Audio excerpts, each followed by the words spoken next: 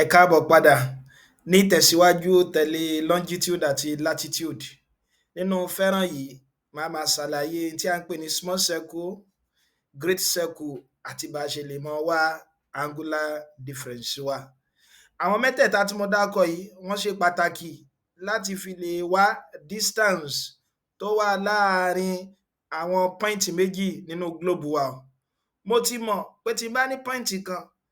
àti point mìíràn ó rọrùn fún mi láti wá distance wọn. Tó bá jẹ́ pé point mi méjèèjì tí mo níyẹn wọ́n wá along the same parallel of latitude, olórúkọ tá a máa ń pè wọ́n. Tó bá jẹ́ pé wọ́n wá along the same parallel of longitude, olórúkọ tá a máa ń pè wọ́n. Nínú fẹ́ràn eléyìí tẹ́ ń wò yìí, ẹ mọ̀ gbọ́ àlàyé rẹ̀, ẹ dẹ̀ sì máa mọ̀ bẹ́ẹ̀ ṣe lè mọ̀ ṣe. Ẹ mú gègé yín kẹ́ mọ bá mi ká lọ. A ti mọ n tí latitude jẹ́ o, a ti mọ n tí longitude jẹ́ o, a ti mọ bá a ṣe lè mọ ṣàfihàn wọn nínú kíni o, nínú globe wa. Bó wa tó bá ní ká wá distance mo ti ṣàlàyé pé distance wa tó bá ní ká wá distance ó lè jẹ́ along great circle, adẹ̀sílè ní along small circle. Màmá ṣàlàyé o. So ti bá wọn. So tó bá ní along great circle, ẹja àmúlọ́yọ̀ kọ̀ọ̀kan. Ká gbé wọn ní along great circle, ajá sí pé gbogbo àwọn point tí wọ́n mọ̀ fún wa, ẹ rí i pé nísìn tẹ́lẹ̀. N tí mò ń ṣe tẹ́lẹ̀ ni pé point kan ni mò ń locate ní globe mi. Mo rò bó ti yé mi bá wọn. Point kan ni mò ń locate. Ká gbé wọn fún mi ní point méjì nǹkan. Ká gbé nísìn mo ní A 20 degree north, àti mọ̀ pé n tí mo bá kọ́kọ́ yẹn latitude ni o. Mo dẹ̀ ní B 40 degree south, 40 degree east. So wọ́n fẹ́ kí n wá distance rẹ̀. Ẹ rí i pé lè bọ́ wá distance point méjì àyàfi kí n tó ní point méjì yẹn. Wọ́n ti fún mi point méjì báyìí. Wọ́n á fẹ́ wá distance yẹn. Wọ́n á sọ pé distance yẹn ó lè jẹ́ along great circle, a lè ní great circle, a dẹ̀ sì lè ní small circle. So ti táyé pé great circle ni point yẹn, so ti bá wọn, point yẹn yóò mọ wà along àwọn point méjèèjì tó ń fún wa méjèèjì yóò mọ wà along parallel of longitude, along parallel of longitude. Ṣùgbọ́n tó yẹ pé small circle ni méjèèjì yóò mọ wà along the same parallel of latitude. Ajá sí pé great circle mi màá máa láwọn point méjèèjì yẹn along the same parallel of longitude, small circle yóò mọ jẹ́ along the same parallel of latitude. Ẹ jẹ́ ká gbọ́ yé. So ayé tó bá ní great circle òun náà ni pé wọ́n fẹ́ kí n wá distance yẹn along the same parallel of longitude. Táyé pé small circle ni wọ́n fẹ́ kí n wá distance yẹn along the same parallel of latitude. So ti tẹ́ bá ní báyẹn formula tẹ́ fi mọ ṣe òun náà ní tí a ń pè ní kíni o, distance, ká gbé distance AB yóò mọ jẹ́ theta divided by 360 degree multiplied by 2 pi r. Ẹ dẹ̀ sì mọ́ gbàgbé ẹ rí pé mo ní r àwọn náà ní radius of the earth. Kí mo pè lẹ́ẹ̀kan? Ẹ rí pé mo ló ń dọ́gba pẹ̀lú kékinni o 6,370 kilometre nínú ìwé mìíràn. Kódà wọ́n lè round the up sí nearest 100 fún wa kí wọ́n pè ní 6,400 kilometre. Nǹkan kan náà ló túmọ̀ sí ẹ mọ́ dára yín láàmú. Títà wa yìí ó lá máa pè ní kíni o angular difference. Kí ni mo pè o angular difference. Bó láti máa ṣe so ti yé bá mo ti mọ̀ pé títà òun là ń pè ní angular difference. Bó láti mọ̀ wá. Tó bá yẹ pé pọ́ìntì tí wọ́n bá fún wa àkọ́kọ́ náà tó yẹ pé mò ń bá ń wá distance yẹn along parallel of longitude tá a mọ̀ pé tá ti mọ̀ sí great circle yẹn in tí ó mọ̀ jẹ́ angular difference mi latitude ni ó mọ̀ ní mọ̀ fi mọ̀ wá ṣé n tún sọ. Tó ayé pé point tí wọ́n fún mi nísìn àní tó ayé pé àwọn point méjèèjì yẹn a bá rí nínú pole wa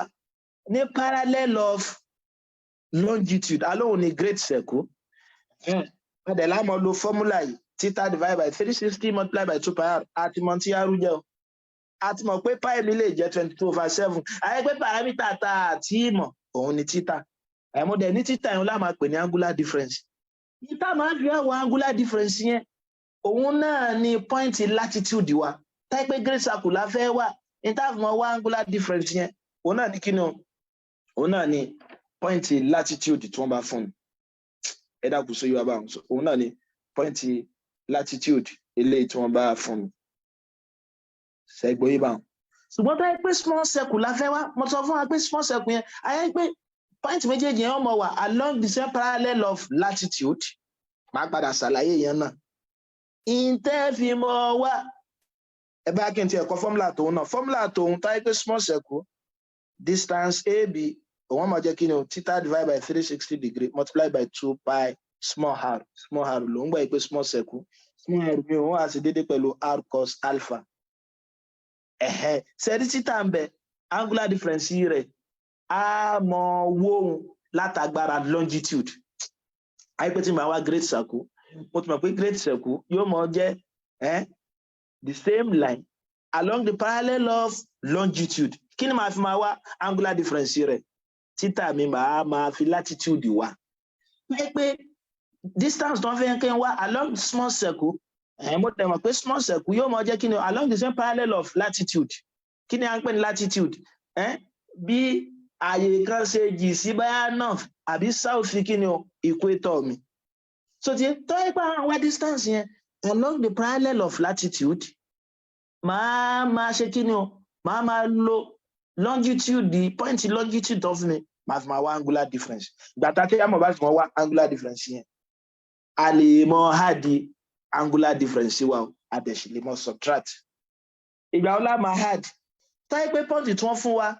ọba jẹ́ agbègbè kan náà ẹ̀bẹ́ nísìn ṣe ẹgbẹ́ nísìn mo ní tí máa fẹ́ find the distance along great circle mo ní kí ni máa fi mọ wá ẹgbẹ́ mo ní point mi báyìí ẹ máa wo irú point ni ẹja wo point tó ń fún wa mo ní a 20 degree north 40 degree east mo dẹ̀ ní point b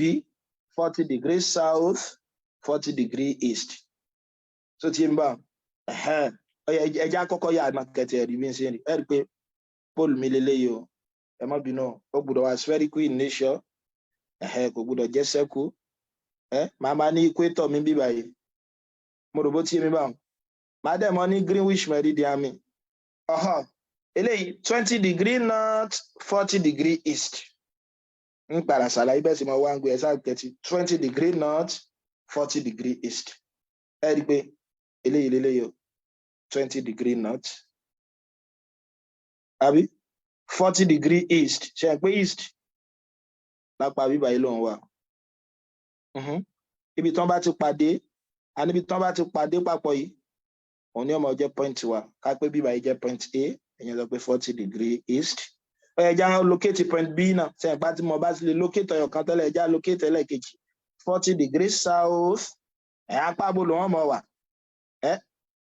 apá àṣàlẹ̀ báyìí so tí èmi wà ká pé mo ní báyìí so tí yé ó yá 40 degree east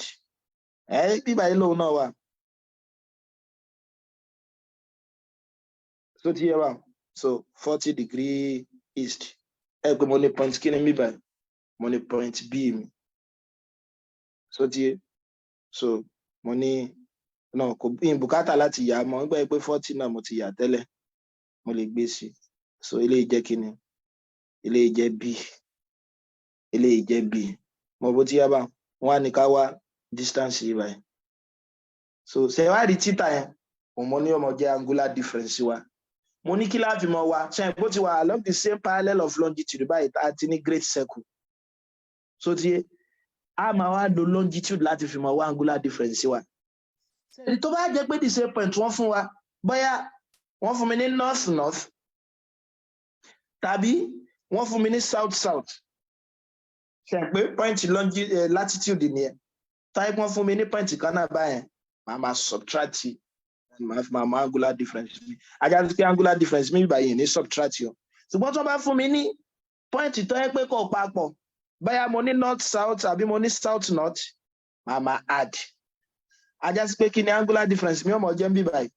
yóò mọ jẹ́ addition ni títà mi yóò máa jẹ́ kí ni 20 degree plus 40 degree tí ó mọ̀ sí déédéé pẹ̀lú 60 degree. Ẹ dàgbù sí yọ ọ̀nà tó lè gbà yí wa ní ẹ̀rí pé ńgbà tí mo ṣàlàyé simultaneous equation mo ní tá bá ní simultaneous equation tó bá jẹ́ pé mo fẹ́ lo elimination method kí n tó lo elimination method coefficient variable tí mo fẹ́ eliminate gbọ́dọ̀ dọ́gba.